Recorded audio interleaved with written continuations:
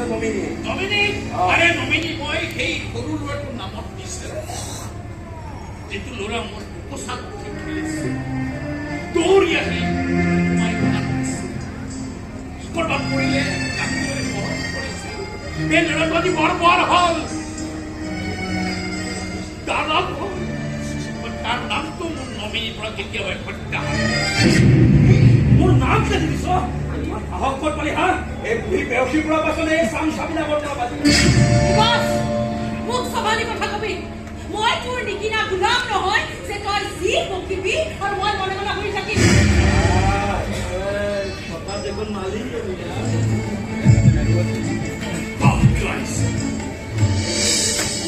মোকে মাটিখিনি লাগে বছ বাৰে কৈছো দানৱ হ'বলৈ বাধ্য নকৰিবি পুৰা কৰি এই শব্দটো কোনো লাজ লগা নাই আৰে ইয়াৰ পৰা যা মাতিও নিদিব মই চহিম আৰে মাটিটো দিবই নি বাৰু আৱৰ্জনা নামিনে ভালে ভালে ইয়াৰ পৰা নাযাওঁ আৰু সোনকালে মাটি মোৰ নামত লিখি দে নহ'লে তই কি কৰিবি নহ'লে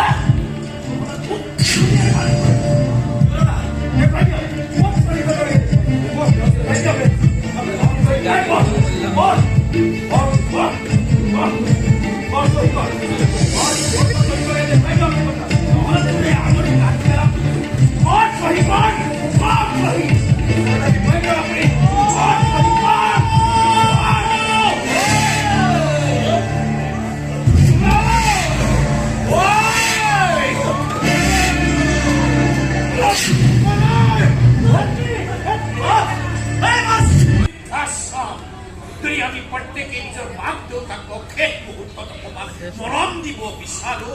কিয় লাগে এই বৃদ্ধাশ্ৰম